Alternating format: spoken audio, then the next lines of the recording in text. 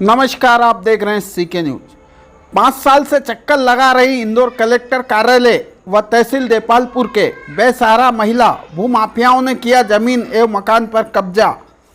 आपको बता दें कि ग्राम बनेड़िया तहसील देपालपुर में 150 साल पुरानी पुश्तैनी जमीन दुर्गापुरी गोस्वामी पिता किशनपुरी गोस्वामी की जमीन पर भूमाफिया बद्री खाती ने कब्जा करके बगैर परमिशन के बरसों पुराने हरे भरे पेड़ कटवाए और जेसीबी से उखड़वाए। फिर भी भूमाफिया का पेट नहीं भरा तो दुर्गाबाई के मकान को जेसीबी से तोड़वाकर मकान पर भी कब्जा कर लिया।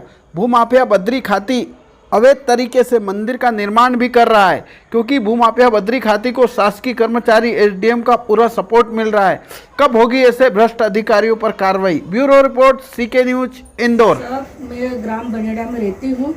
करीब 100-150 साल पुराना मेरा वहाँ मकान है। वो गांव की आबादी भूमि है, गांव ठान की जगह है, उस पर मेरा मकान बना हुआ है।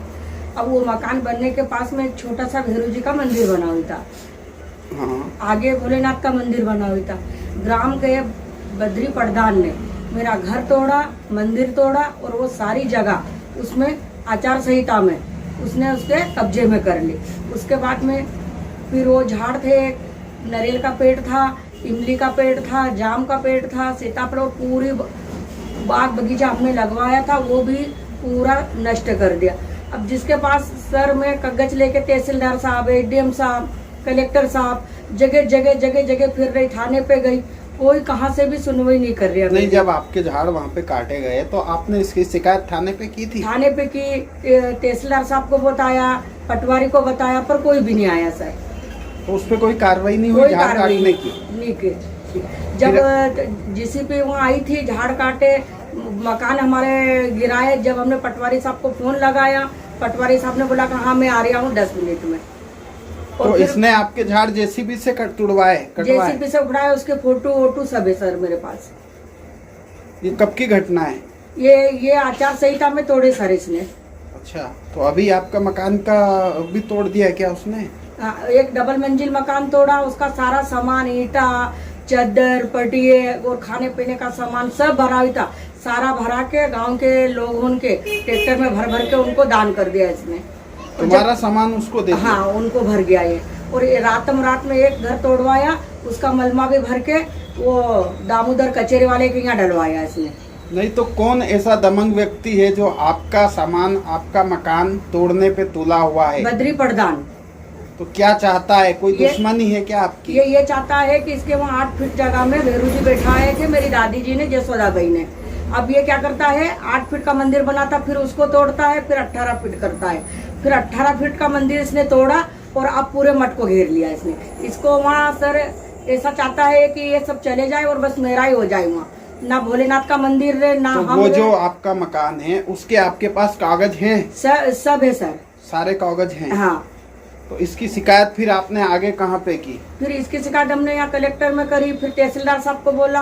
फिर इसके पिछले जो अभी ये तहसीलदार साहब आए, इनके पहले जो तहसीलदार एडीएम साहब थे, वो मेरी शिकायत पे आए, उनने पूरी देख रेख करी और बोला कि अम्मा आप नेट का घर बना लो और अभी आप रो, फिर बाद में बना लेना घर। उन्होंने मेरा घर दिलवाया, एडीएम और तहसीलदार साहब। किसने दिलवाया? वो शेखर साहब तहसीलदार साहब थे और वो एडीएम साहब। उन्होंने आपकी मदद की? हाँ, उन्होंने मेरी मदद की। और सामान इसका जो ये अतिक्रम कर रहा था, इसको 2 बार वहाँ पर इसका सामान भर के थाने पे जब्त करा।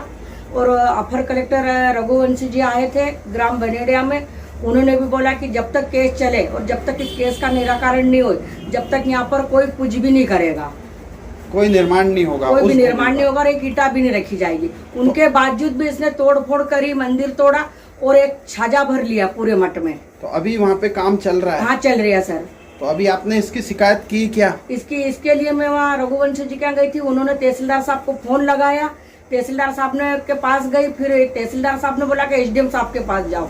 एडीएम साहब के पास गई, उनसे मेरी बातचीत हुई, उसकी भी रिकॉर्डिंग है, पर तहसीलदार साहब अभी तक, एडीएम साहब अभी तक वहाँ नहीं पहुंचे। फिर उसके बाद में मैं मीडिया के पास आई, क्योंकि सर मैं अब थक गई हूँ, बहुत परेशान हो गई हूँ भटक के। तो अभी शासन प्रशासन को क्या संदेश देना चाहेंगे? मैं उनको यही देना चाहती हूँ कि जो अवैध काम हो रहा है उसको रोके और जो निजी काम है उसको देखे और उस पर समझे कि मैं अकेली औरत कहाँ कहाँ भटकूंगा। तो आपका जो मकान था जहां आप उस गांव में रह रहे थे, अभी आप कहाँ रह रहे हो वर्तमान में? सर मैं वहाँ रहती हूँ तो ये लाइट, इसने लाइट काट दी, मैं पानी भरने गई तो पानी नहीं भरने दिया। उसकी शिकायत भी मैंने पूर्व के एडम और तहसीलदार साहब को बताई थी सारी जानकारी। और फिर ये मेरे को वहाँ रहने नहीं देता है, रात बिरात में पत्थर फेंकता है। अब मैं अकेली औरत सर, मेरे लेटरिन के दरवाजे तोड़ दिए इसने, बाथरूम लेटरिन भी तोड़ दी इसने, नेट को खोलता है, बहुत गंदी गंदी हरकत करता है सर ये। इसके खिलाफ मैंने वहाँ थाने पे फिर जाके कमिश्नर साहब के पास गई, उनने टीआई साहब को बोला, फिर इन्होंने मेरी रिपोर्ट लिखी और उसका केस मेरा देपालपुर चल गया है। आपका नाम? मेरा नाम दुर्गा।